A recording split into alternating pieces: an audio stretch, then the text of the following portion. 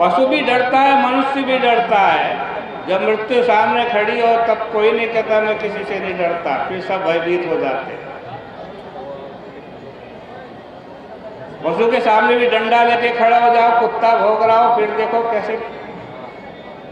और चौथी बात है संतान पैदा करना। ये चार चीज मनुष्य और पशु में समान है, और मनुष्य केवल इन चार चीजों को ही करे तो पशु के समान है।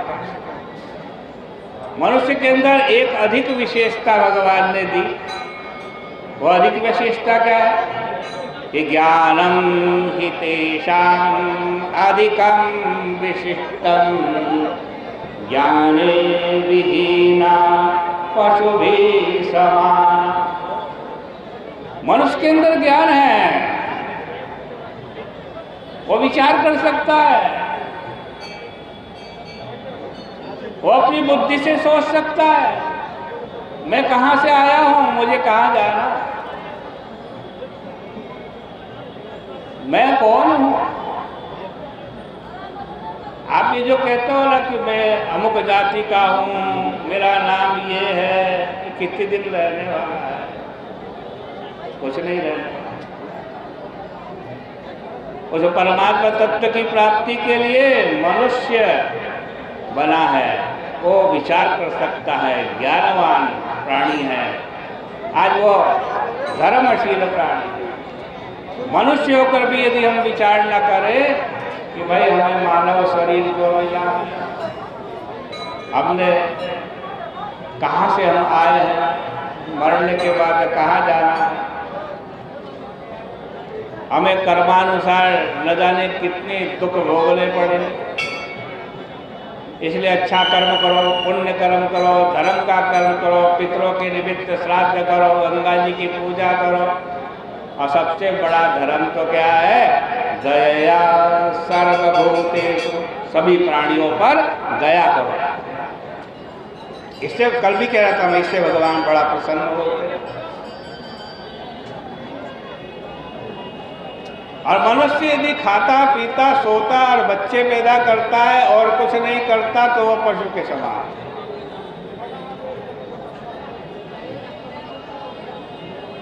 तो ऐसा मनुष्य का शरीर हमारे को मिला। स्वर्ग नर्क अपवर्ग निषेध, ये ऐसा एक जंक्शन होता है ना, रेलवे स्टेशन जंक्शन, उससे सब जहाँ की ट्रेन होती है।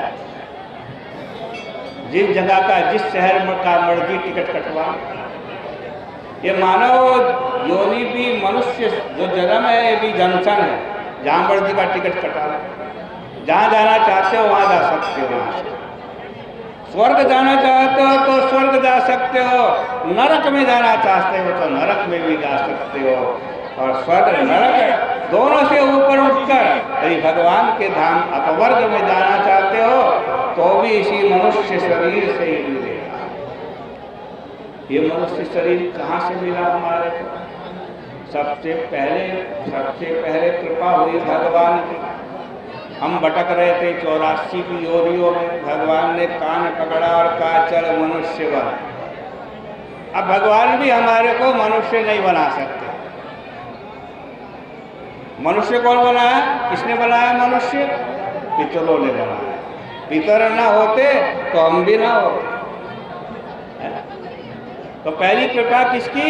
भगवान की। दूसरी कृपा है ऋषियों की। हम जिस भूमि पर बैठे हैं ये ऋषि भूमि है, ये तपोभूमि है, ये धर्म भूमि है, इसको देव भूमि कहते हैं। अन्य दूसरे देश भोग भूमि है, भारतवर्ष देव भूमि है, ऋषियों की भूमि है। ऋषियों ने अपने ज्ञान के चमत्कार से केवल भारत को ही प्रकाशित नहीं किया, भारत जगत गुरु कहलाया। यहाँ ऐसे ऐसे तपस्वी, ऐसे ऐसे ऋषि उत्पन्न हुए जिन्होंने अपने ज्ञान का प्रकाश पूरे विश्व को दिया। मनु जी महाराज अपनी मनु संहिता में कहते हैं एतद् देश प्रसूतस्य सकाशात् दग्र जन्मनः स्वं स्वं चरित्रं शिक्षेरन् पृथिव्यां सर्वमानवा। एतद् देश प्रसूतस्य, भारत के अंदर उत्पन्न होने वाले जो ऋषि हैं, महात्मा हैं, जिन्होंने भारत भूमि में जन्म लिया है? स्वम स्वम चरित्रम शिक्षेरण, उन्होंने अपने अपने चरित्र से पूरे विश्व को शिक्षा दी है। ऐसा मनुष्य का शरीर परमात्मा की कृपा से मिला, फिर पितरों की कृपा से मिला।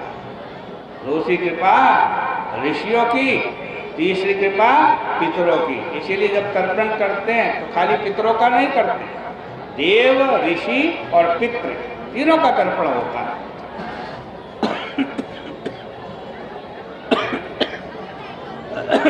अब देखिए जरा, इस दुनिया में, इस संसार में यदि कोई आपका सबसे ज्यादा हितैषी रहा है, यदि किसी ने सबसे ज्यादा आपके ऊपर उपकार किया है, आपका कल्याण किया है, वो पितर हैं और कोई। औरों का जो रिश्ता है ना, वो बराबरी का रिश्ता होता है,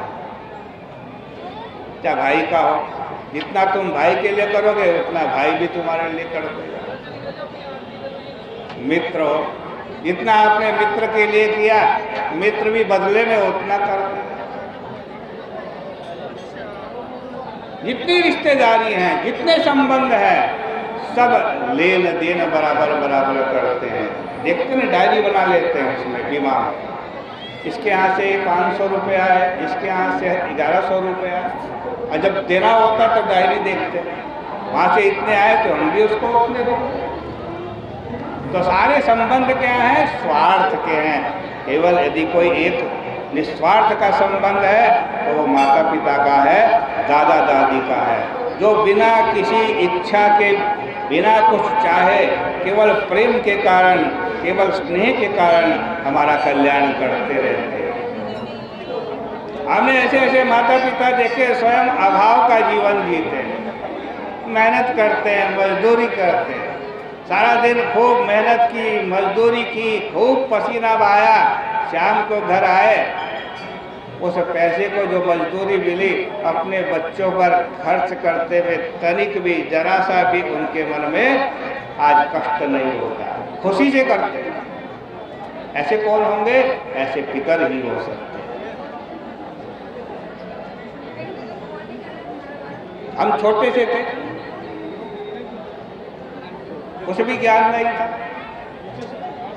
दौड़े दौड़े जाते थे आग में हाथ डालने के लिए, माता पीछे आती थी, बेटा हाथ जल जाएगा, आग से रक्षा की। गंगा जी में चलते थे, जैसे स्थल पे चल रहे ना, वैसे ही जल में भी दौड़ना चाहते थे, पिता पीछे आते थे, अरे बेटा आगे जल है, डूब जाए। ये तो दो दृष्टांत बताए। उन माता पिता, दादा दादी और पितरों ने हमारे को हर तरीके से रक्षा की, हर तरफ से रक्षा की। छोटे थे, भोजन करना भी नहीं आता था, किसने भोजन करना सिखाया? चलना किसने सिखाया? उठना बैठना किसने सिखाया? पढ़ना किसने सिखाया? खुद भूखे रहकर भी जो हमारे लिए अच्छी व्यवस्था कर सकता है वो पितर के अलावा और कोई नहीं हो सकता, जो हमारे पितर।